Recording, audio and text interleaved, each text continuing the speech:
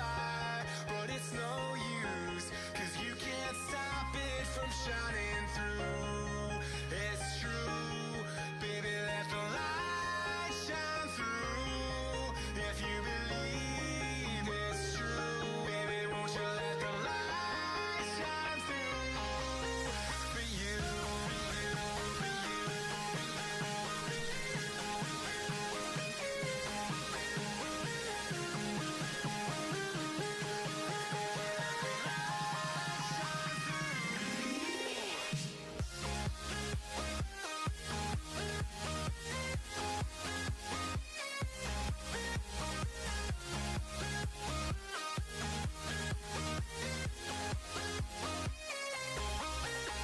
Eyes in the sky, gazing far into the night. I raise my hand to the side. All right, welcome back. This is game 2 of the rivalry between QUT and UQ. The players are ready to jump into the second game today. Once Of again- course, QUT 1-0 up so far. If they win this one, it will be all over, but UQ can potentially take this back and we'll be down to a We best want to of see 3. 3 games. We want to see 3 games. This is the first Grudge match, right? So Of course, always 3 games is better. You want to get down to the cider and get ready to go. Exactly. And so, I mean, what a way to start off this, new-bound rivalry than with 3 games. That said, though, UQU has a big mountain to climb if that first game was anything to go by. Yeah, no, there's definitely a lot of areas they can improve on. Of course, we went over that in the previous kind of analysis segment. But yeah, definitely the big areas to go from are the QUT front top laner, reeling that matchup really hard. So as long as Nightfall can get something going, I think UQ could definitely pull it back in the second game. Yep. So as we get ready to go, we're going to be starting up the countdown now to bring us to our second game. Time to get hype, crowd. It's almost time to get going. See it on the screen. 30 seconds till go time. All on the line for UQ in their debut series. Can they bring it back, or is QUT going to make a big statement and, start this rivalry very much for the wet Eastside School? Here we go. We're down for our Get your final. chance to the ground. Who's going to win the 10, second game? Who's gonna 9, take it out? 8, 7, 6, 5, 4, 3, 2, 1. Let's go into picks and bans. Here we are, and right away, it will be this time QUT on that blue side, UQU on the red side in the first ban. Once again, LeBlanc. First one taken away. Yeah, of course, LeBlanc once again banned out against Zitai. He's, I said Zitai, it's a Chinese player. No, of course, LeBlanc again in the mid lane, really strong. Has really long, good assassination potential, especially in these AD carries with their crit enableization going. Lysandra as well, the next ban from QUT. It's the same first bans. So far, we're seeing the exact same bans. Thresh, once again, taken away from UQ by QUT. It was the second ban in our first match as well. So far, no real change to the strategy. No, of course, and as it turns out, they don't really need to do anything too different. The work from the first game is UQ that trying to switch something up. Yeah, I imagine we're going to see some variances start to come through now as we wait for the second ban from UQ now. They're taking it to the last second. It's going to be the Morgana ban, actually. A bit of a surprise there.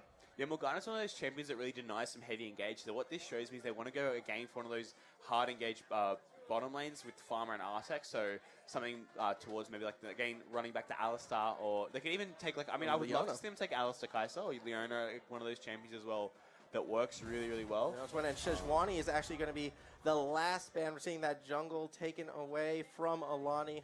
Yeah, the Sejuani ban is going to try to force out a Rek'Sai ban here from UQU, which means something like that was banned out last game, like Yasuo or the Yorick could potentially still go through. I do expect UQ not to ban out the Yorick here, since if QUT first pick, it's actually more detrimental than it is Lucian beneficial. is also still on the table right now, so there's a lot of power picks still available. It'll be interesting to see what UQU takes away. And they're going to get rid of the Lee Sin, actually, so the Rek'Sai is still up. So, I mean, the Rek'Sai first pick, in that last game, I don't feel like Rek'Sai had the biggest impact potentially. No, but there's the Yasuo. Insta Yasuo It's here. an insta-lock Yasuo. That's the best kind of Yasuo. I mean, whenever my Yasuo's insta-lock, generally they go 0-20, but I don't think Unspecialized Feint or Frogger will be doing that quite yet today. This is a triple flex, so it could go anywhere. But you can see an Urgot lock in, though, from the side of Nightfall. Yeah, that could be flexed to mid lane as well. It did leave the Urgot open, so Urgot taken. And there's that Lucian I was thought was going to get banned away, but it's going to be picked up by Farmer, and that is a very strong pick for the ADC from UQ. Yeah, so once again, going back to that heavy aggression early on bottom lane carry, very similar to the Draven, the Lucian wants to get in the enemy AD carry's face and start poking him down early. I still think Feint should definitely look in something like a Kai'Sa here, or there's other hyper carries like a Sivir or something like that, but Xin Zhao, one of those champions who's been, around the meta recently, the competitive scuttle meta really unjeweled, so you see him locked in here by QUT. It is a very good aggressive jungle. For UQ2, I'd actually like to see one of those more of those engage supports as well. Brom's still up, as well as, Leona again. I'm still thinking, when you see that Morgana ban, my thing is always just Leona. There's a Vayne pick. QUT looking to style on with the solo Q Masters coming through here. I mean, I don't know how I feel about this Vayne pick. I mean, Vayne is one of those champions in general that's very hard to run in competitive because it has such a small range. I would have loved QT to kind of hold that pick, because I don't think it would have gotten banned out against them. And they definitely could have taken it Lona. But there's Lucian, Braum, they're locked in, so it's going to be a very, very strong bottom lane. One of the best bottom lanes in the game, in fact, coming out of Pharma and Artak here. So into this Vayne, she's going to play it very, very carefully. And if she can't, this is one of those lanes that Vayne can fall very, very far behind. So it's a very real win condition here for UQ. Yeah, I'm very curious to see what support is going to go with that Vayne, because so far QUT, I don't like using this word, but I can't really think of anything else. It's almost like a bit of arrogance coming out of the QUT team, because these are all very strong characters that either will win you a game fast or lose you a game fast. Yeah, I mean, I know definitely, in the late game with this Vayne Yasuo comp, they're going to be very, very strong, and I expect UQ to ban out 2 AP carries top. So I think maybe a Rumble ban could be good here. One of those champions that synergizes quite well, since they do have full AD damage with the Yasuo, either going into either one of those lanes. Of course, I could still put Yasuo top, but against something maybe like the Urgot, which could be up there, it's not the best pick potential, and Alistair as well is banned out. One of those. I mean, I don't know. I don't know about the Alistair ban. He's a very good champion for engage, and does synergize well with the Yasuo. But once you've locked in that Vayne there, it's very hard to run that lane correctly into the Lucian Braum, since the Braum is does really well into that Alistair. Well, we are still waiting for our last ban here, and it'll be the Cassiopeia getting rid of one of those flex picks that you could see played. Yeah, Cassie's one of those champions who's very, very strong in the meta for a while. Oh, a really nice champion there. Nocturne as well is going to really try to bring this comp together. So they're going for a heavy team fight comp. We want to try to run over this game the second this Nocturne gets 6. Especially take advantage of this Vayne, since with this Lucian Braum Nocturne combo could instantly kill that one. It really makes the support pick vital for QUT. They need something to synergize very strongly with the comp they're going for. We're still waiting for that 4th pick. It's a Malphite is being hovered. I mean, this could potentially be locked in, but it's a Darius. Oh, this is a heavy AD comp coming out from QUT. UQ means, I mean, it's going to be, there's definitely ways around this comp, but it means QUT just want to run over UQ in the early game with this Vayne, with this Darius up in that top side.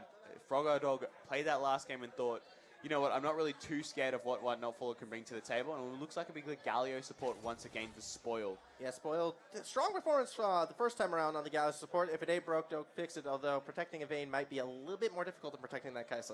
I mean, I guess the only thing that the Galio does come off is some magic damage to the comp, but even then it's building support, building items, and once again the Teemo Homer from Artek. And here is that Teemo hover. Unfortunately, I don't think this one's going to be locked in. As we're going to wait and see what the actual pick is, though he's holding it quite close. It will be Ahri! I mean, Ahri into Yasuo is a decent matchup. It's very skill dependent. If Yasuo can win all the charm, it's going to really negate that damage. Obviously, they did need an AP force. I would have liked to see even a Zoe coming out here, even though the Yasuo is a good counter to it. I think it works really well with this team comp during the mid-game. Even a Syndra as well could have worked as well. Since at the highest level, the Syndra is actually a counter pick to the Yasuo if you can play it correctly. So maybe Zatar, maybe not backing himself with that pick just yet, but I think that was a very good place to pick the Syndra.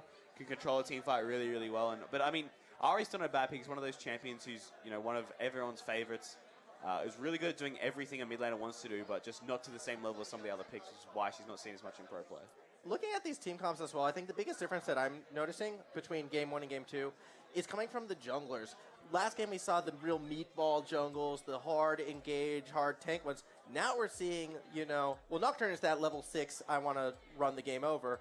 Xin Zhao, he can start doing it at level 2, so I think we're going to see more aggressive play coming out of the jungles in this one. Yeah, I mean, and Nocturne is one of those picks who's definitely going to be a lot more of a defensive pick. And so as a result, he's going to be a bit scared about... All right. So yeah, as we were doing it right now from that first game, we did see, just a bit of recap, QUT is up 1-0. UQ backs against the walls. They're down. They need to win this or it is all over and we don't get a game 3. That said, they got to get past Yasuo. They got to get past Vayne. They got to get past Darius. They got to get past Xin Zhao.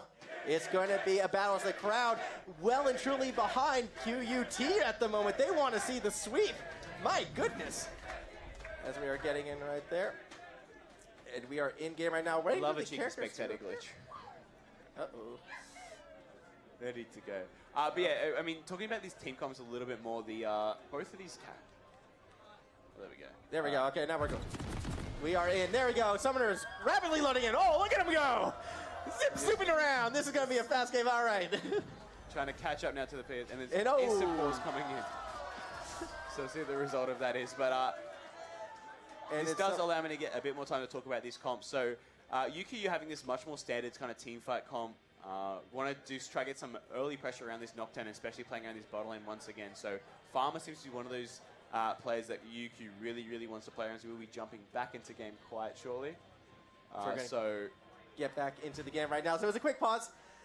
Unfortunately, we won't be able to tell you why it was paused, but we're back in the game, so here we go. Please continue on with this. Yeah, so, I mean, QUT have this full AD comp, which means that once UQ start building up some armor, it's going to be very hard for them to kind of do anything in these team fights. And as a result, it means that UQ could win these later game team fights, even though the Lucian doesn't scale as hard as the Vayne. I mean, they don't have enough tanks as well, so this Vayne won't have a lot of targets to shred through. So the Vayne pick out a feint, even though he's very, very skillfully known for that champion. Spoil decides to play it smart and ward it, doesn't walk into the death bush. These players are a little bit smarter than that. It's not the solo queue. No, it's definitely not solo queue. I mean, I do actually really want to see how this Yasuo-Ari matchup goes in the mid lane. I think if Unspecialized can get ahead on this Yasuo, he definitely can take over the game. Unlock the Xin Zhao to go in and start invading this Nocturne and trying to use the jungle pressure. Since Xin Zhao kind of got a pretty heavy nerf with those jungle EXP changes. When he goes to these early ganks, he must pull them off, or else he'll be unable to kind of... And we're seeing Nightfaller once again going a bit aggressive on Frog and Dog to start early. A bit of poke back and forth there. We're not going to see a kill yet, everyone. We're going to ease into this one, I believe. Although it would have been hype, I do agree. But yeah, that is really nice there from Nightfall, sort of staying in lane, faking a leash. The Nocturne actually just soloed the buff himself, which means Nightfall's able to get that easy poke down as Crocodile looking to get that wave to shove back into him now. It also hides Alani's position, actually, because they didn't get any deep wards at all into... Oh, they know he started topside because the UQ bot lane was shown immediately. Okay. Well, there you go. So they'll still know which way the Nocturne's passing. I mean, Nocturne's path is very simple. He just wants to hard farm his jungle, reset his camps, rubber band them, and get that level 6 as soon as possible, and then start using the Nightmare to start. And here we go, actually, a bit of action happening in the bot lane. Artec going aggressive, so is Farmer. The target is the Galio, but Spoil should be just fine. Fate's actually going to tumble forward, and 2 big hits on the Farmer. That third one isn't quite there. He's going to hold on to that flash this time around, so aggression coming out of the ADCs, and already Farmer quite low, but good control, holds on to heal, holds on to flash. He's fine for now. You can see the value of that ball once he lands that stun. It's super dangerous with this Lucian. Can definitely look for early kills. Once Lucian gets his E and his Q up, there's a lot more damage coming out. He does start with the W, Dorian's shield, Dorian's ring, sorry, Lucian here. Sort of here we go, Nightfaller going aggressive again after Froggadog, but High and Goodbye is here for the backup. Nightfaller on the run back in bot lane. Nope, the action's still top, but Nightfaller will be able to get away safely. Flash was used, though, by the Urgot, so... Yeah, jungle flash for lane and flash there. It's definitely a positive turn there for High and Goodbye. Once again, Nightfall not expecting the jungler to be around that side. He should know to play back safe when the Nocturne's there. Interesting gank though coming out from High. And Taunt actually connecting right there onto Artec. However, the Retribution damage is on the Spoil, but he still will be fine again. Just aggressive poking coming out of the side of UQU. In all 3 of their lanes, we saw Nightfaller playing aggressive, we're seeing Farmer playing aggressive. It seems like they really want to make a statement out of this second match. Yeah, and as I touched on kind of in Pitch Bane, obviously, like UQ, you have winning lanes. Like the Vayne is one of those champions who can't really lane like very well at all. And of course on the top side, the Urgot is just super strong into this Darius. Even with those mana nerfs he received a bit earlier, he can still use his range advantage to get a lead here in the top side. I would expect Xin Zhao to sort of maybe look for something around this Urgot, since pre-60 is very susceptible to ganks now. I think he's kind of pathing back up that way now, so expect something coming soon, but Nightfall knows and just simply back. And here we go, we have action happening on the top side. High and Goodbye, as we expected, it's going to be returning to the top side. A bit of a knock-up on Nightfaller. However, Frog and Dog not really around. The wave pushing into his tower, so they're not going to be able to turn that into anything too much. Should be worth noting in the mid lane, Ahri actually backed quite early, only was able to pick up that Dark Seal there. Is that expected, or?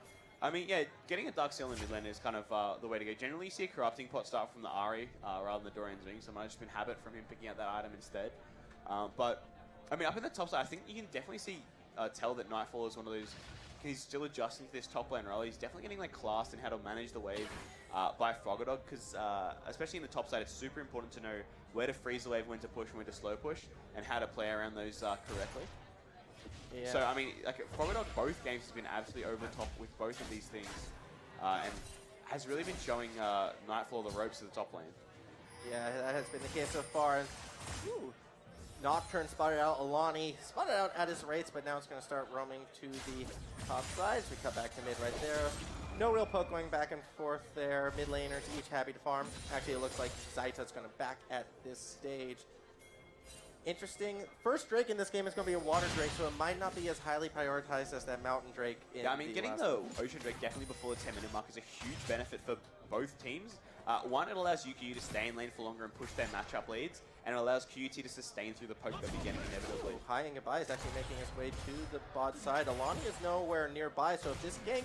I think potentially the only way this gank's going to pull off is when the Braum goes up toward that brush. Since generally when a wave's been frozen, you're going to want to look for vision in that river while that wave's shoving back out. But Farmer has got this wave managed like super perfectly, so it's very hard for them to even to trade into this large view. Yeah, you can tell they're going to back off. If you looked at the map, Unspecialized was roaming down, but as soon as they realized what was going to happen, he started to cut back up.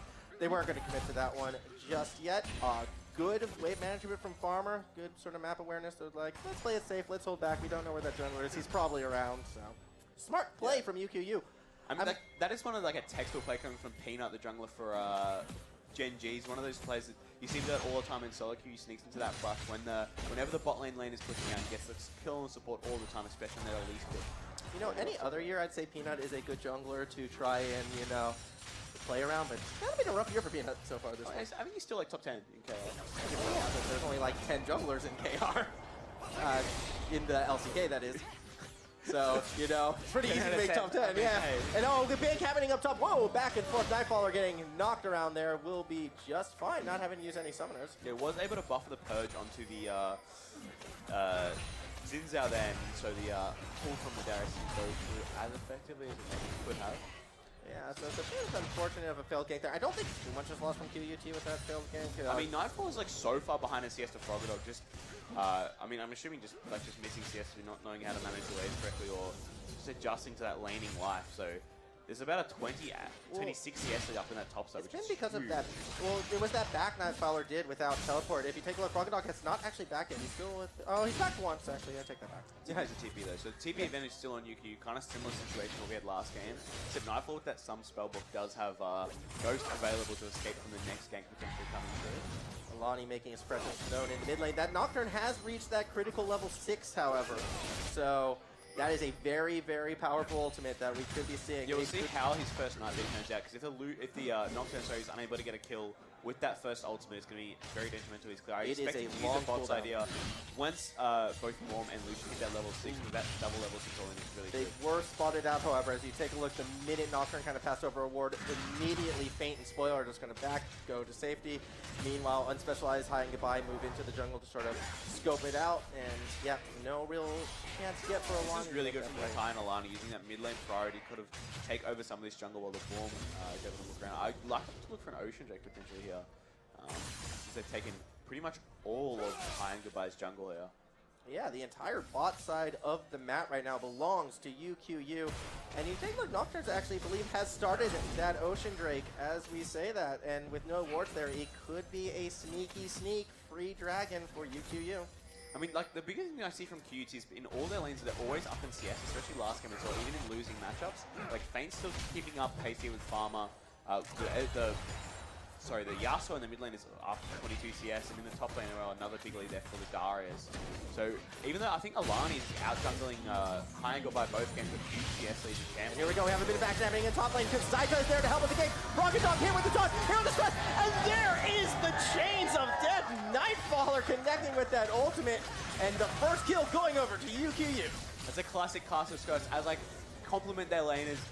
Instantly designed Nightfall says, no, we are the better. But here we go, we have a bit more action. Alani with that first ultimate in the mid lane. Is that going to kick?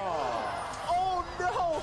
Artek ulting backwards straight into the wind wall as well. That's like a double Jeopardy bad. Fixed wind wall. Yikes. Broken ability. The wind wall, well, it was a missed ultimate. It's because it starts from behind, so when you throw it in the wind wall, even though the animation is there, it still blocks it as well. It still went backwards, so to me that looked like he shot that thing backwards and into a wind wall, so it's the... Maybe it was. Yeah. I mean, that is kind of bad for the first Nocturne Ultraman. They would have liked him to sort of save it for later, and Kind Goodbye is going to get his camps he lost back earlier, but huge CS lead though for the Nocturne. He's up 20 or 30 CS. 22 CS, 24 CS. It's actually kind of surprising how far in behind Hi and Goodbye is in terms of CS. Alani has just been really that hard farm. But I do agree that first Nocturne ult, all they got out of it was unspecialized as Flash, which is, yeah, it's a good thing, but it's not as good as Vivi because they don't even get any real map control off of that, unfortunately. Yeah, I mean, they still got like I think you should definitely use it to make a play bot side since the Ari was missing as well, moving up to the top side. They would have gone, okay, well, top lane just died. It means there must be something play happening on there, and potentially the bot lane could have overextended a little bit, especially if they did have level 6 advantage at that time as well. But unfortunately, they've been unable to get anything off that. Well, no use crying over spilt ultimates, otherwise Artek would be in a lot of trouble right now. As we continue on in this bot lane. Actually, a bit of action in mid lane. Zaito already took down half. That's what's going on in the tower. The Ignite there. That should be a kill for Unspecialized.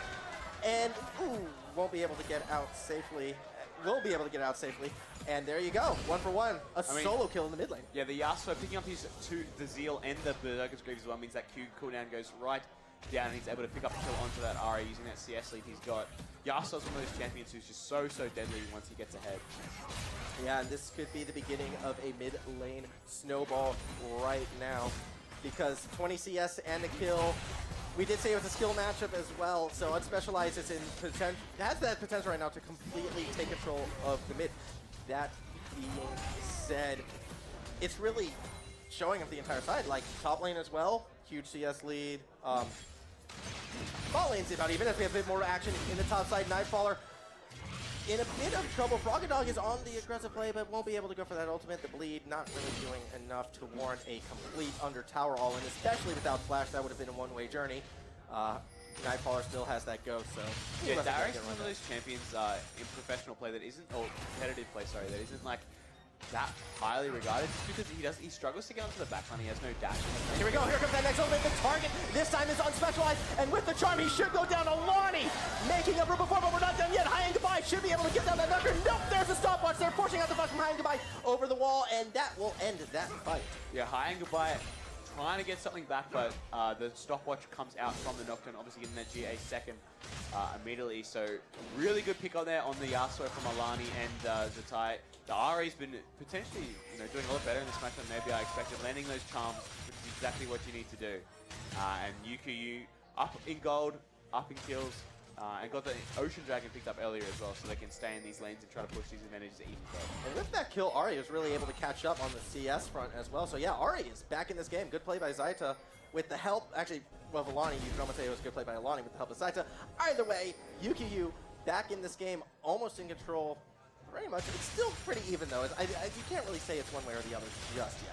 If you look at the gold totals here as well, you can just see that that across the board, there's really small leads for UQ in each lane. That's pretty much just because QUT is going to pick on this CS department, which is really impressive given the fact they're losing lane. Except in jungle, this entire goal differential right now is actually coming from Alani on that Nocturne. 1K up on Hi and Goodbye, and that is huge. Yeah, this Nocturne's very big.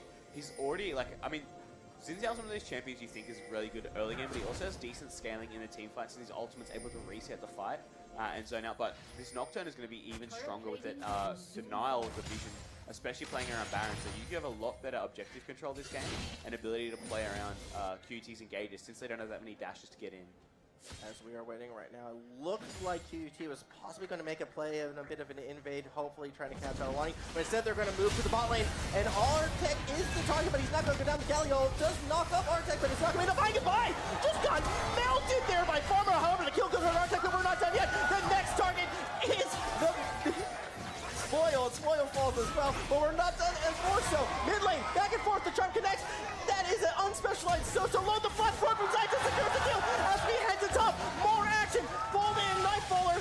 Looks to be okay though, actually. I feel like this one might not be the kill. Ooh, the ultimate does more damage than expected.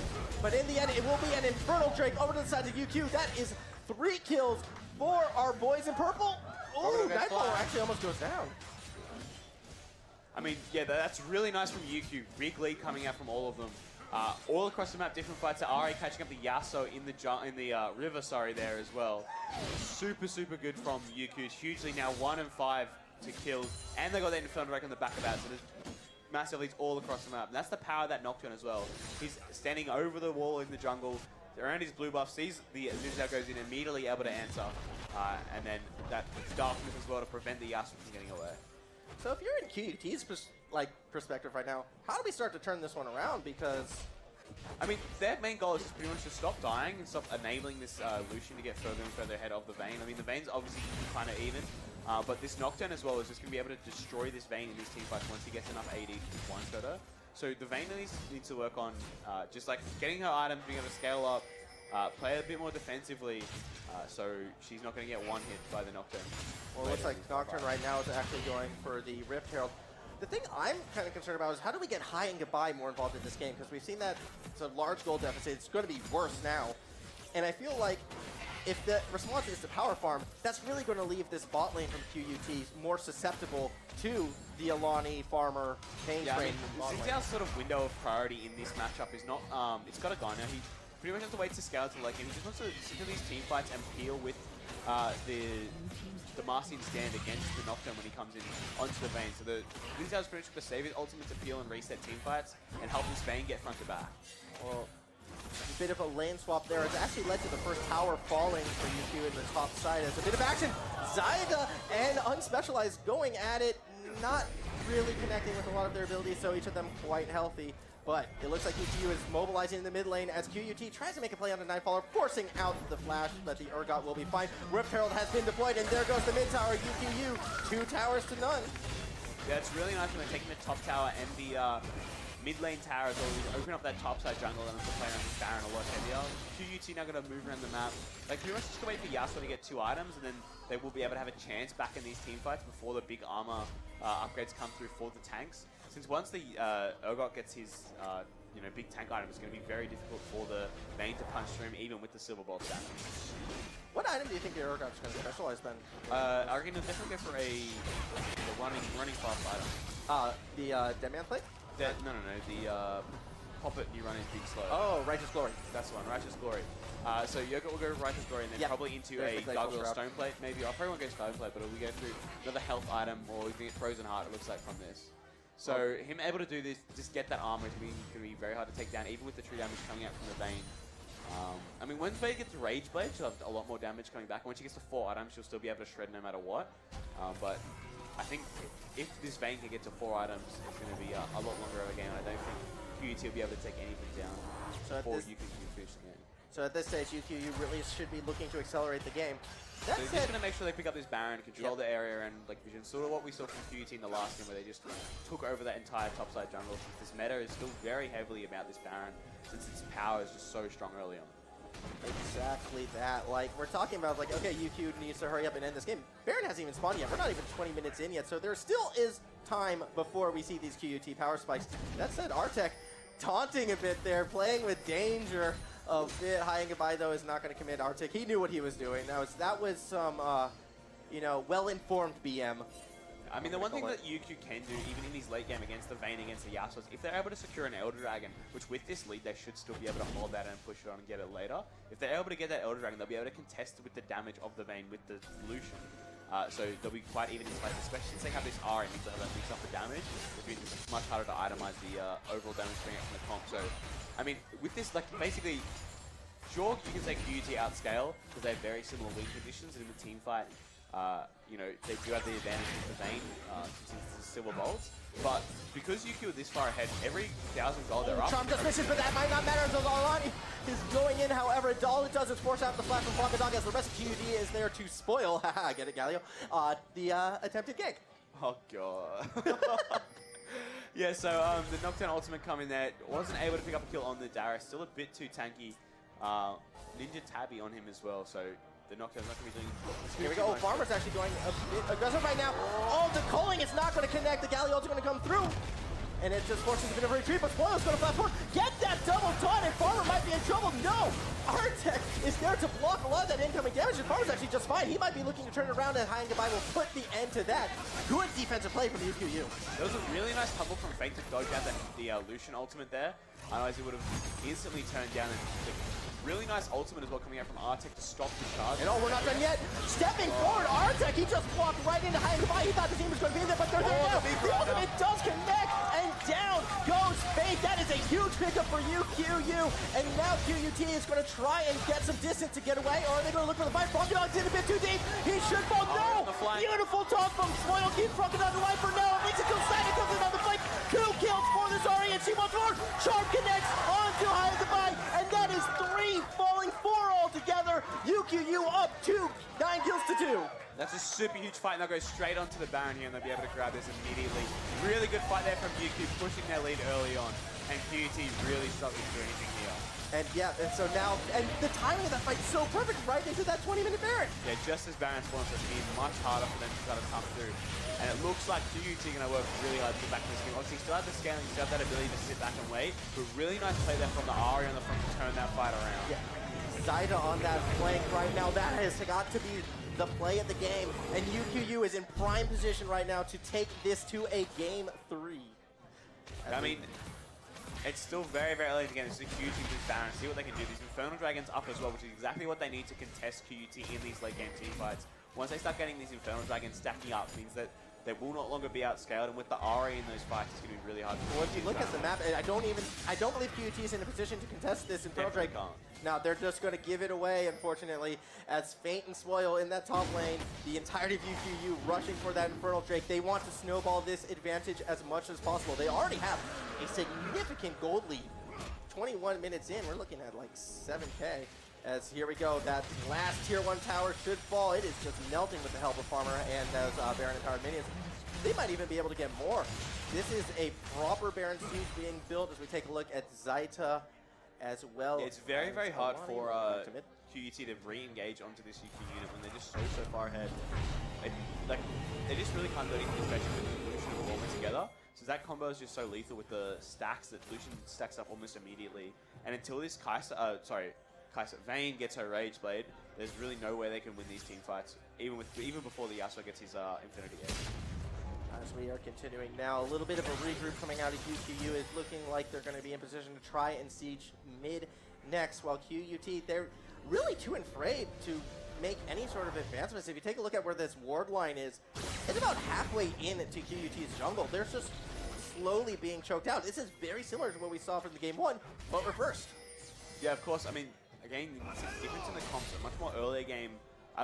Once again, an early game comp coming out of UQ, and they were able to actually execute on their win conditions, get those leads to the side lanes. Nightfall didn't fall as far behind, and now we'll just control these side lanes against the Urgot. He's going to go for the Bramble's Vest, which means this Vayne is going to be hurting herself more than she hurts him when he's attacking the Urgot, so they've got that really strong front line against the main.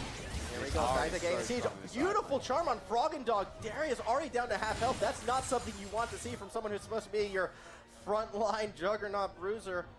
And this is just opening up for Nightfaller actually to continue that push on the bot side in the mid lane. Farmer and Artec, there's nothing they can do about that. QUT is running out of options. It's a really nice 1-3-1 here from UQ, and QUT don't have the forces to respond, even though they can send the Yasuo and the Darius really well into these side lanes. The Yasuo really struggles against the Urgot and can't really do much without them being able to counter. And with the threat of Alani's ultimate as well just coming in, like if they commit too much in one lane, Alani could appear in one of those side lanes and just, you know, turn it into an advantage right there from UQ. However, it looks like here could be the play. High and Goodbye looking to get to Zaita. And the counter against from Alani, it looked like they might not have actually been in sync. Zaita was running as the Nocturne was going in. A little bit of a slip-up perhaps from UQ. Yeah, there's a little bit of over-aggressive there from Alani using that ultimate. It's a big cooldown burn now, and it means they can't really execute this 1-3-1 as effectively. Now, this could lead to an opening for QUT. As you can see, they're starting to group together a bit more, leaving the side lane a bit more free. But no, it doesn't look like they're going to try and force a fight just yet. They're going to be content to play defensive, wait for this Baron to run out, and then maybe start trying to inch back some control of the map. Yeah, it's definitely going to be around this second Baron where you think, this game's going to be decided.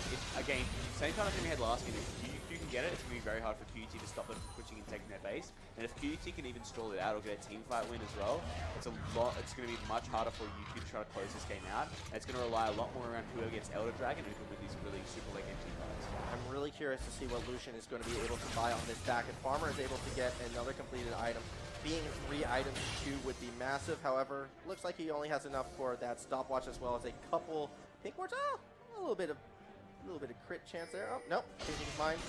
Trying to decide what he wants. Oh, he wants the hammer instead. He wants the cooldown reduction. So, yeah, getting those items coming in nice and fast for the Lucian. I think the Lucian, I think he has to build towards like a step dance here. Since he can't really go for the crit if he wants to stay relevant in this game. His biggest issue is that as he kind of is done with scaling now, he's got his 2 items there. He can't really go for an essence, well, the old essence flavor now either. I mean, he might be putting that now, but he doesn't have that same scaling advantage when he has the essence flare passive, or Dragon's Rage as it's called now, on the ultimate auto attack synergy. So it means he will not be losing a lot of damage if he doesn't get, I mean, with his internal deck, he still has like a bonus roughly 60 attack damage, which is half an IE. So he's still very, very strong, but the Bane will start ramping up from here.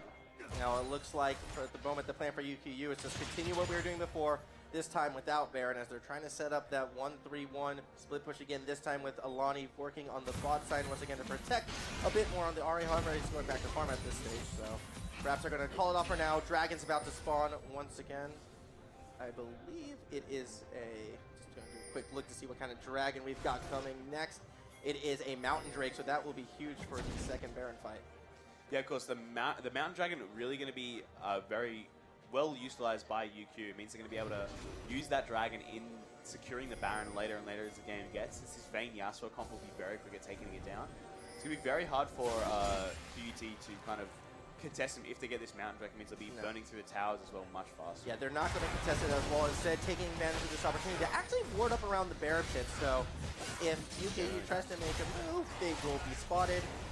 I mean, that's really the best they can do at this stage. They know they're not going to be able to win that fight, so let's try and get some vision. Yeah, UQ do want to take these dragons down as soon as they spawn, trying to get the Elder Dragon to spawn as early as possible, which should be the next spawn soon.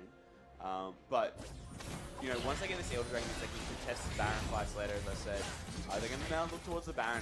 Once QT can come through with tempo, they'll be able to control the area and maybe look for a fight. That's right. We are getting ready right now. A bit of a refresh from UQ. More of those items coming in.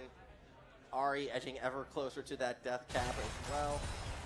Also, you know, that stopwatch on the farmer just kind of really makes me worried for QUT, because even if they are able to get to him, it's going to be hard to bring him down for good. Yeah, I think the one where the QT can kind of turn a fight, like in the next around this Baron here, is if Spoil can land a really nice knock-off onto multiple members and chain that with a with the unspecialized last breath. Because if you get a multiple man lock up on Yasuo. Oh, here we go. It's actually a aggressive play from UKU. They're going in hard onto the Zinjo high, and goodbye. He is gone. And the fight will continue. Spoil might be the next target. Farmer picking up that kill. Unspecialized number. That's another kill picked up. Farmer as well, and that is a double kill for the ATC from UQU. 4 kills to none. And they could be looking to get an inhibitor off of this. Yeah, really nice team fight there out of UQ. Now 11k gold lead with the 4-0 coming through for them. Obviously, QT had to face check the Baron. They didn't want to give it up. And as a result, Nightfall just comes out, instantly takes down High and goodbye and lands a multiple man stun.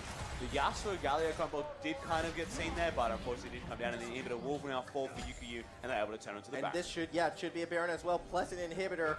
As you can take a look, Alani and Nightfall are breaking back to get started on that Baron. As Farmer took care of the inhibitor, they should be all regrouping now, getting a little blue up on the way. And QUT in a lot of trouble of having to fall to a Game 3. This is exactly what UQU wanted. Yeah, this Baron here is going to be so beneficial, especially that mid lane inhibitor going down as well. Utilizing the second they get back up from base, going to look for a reset, going to look to buy, and QUT could be their death. Yeah, QUT unfortunately unable to re-engage on UQ. They should be able to buy, and they could be looking to end the game with one final push. Or will they go back to that 1-3-1 and slowly bleed them out? It could be one or the other. I think you definitely want to look for a 4-1 split here as you put the 4-man unit into the top side and let your Urgot push down that bottom lane. Since QUT to really group, and if they group on the Urgot to try and take him out with multiple, an ultimate to come across from the top side, And then, of course, the other 3 main squad can push through with the super minions that are going to get pressure mid and eventually end the game.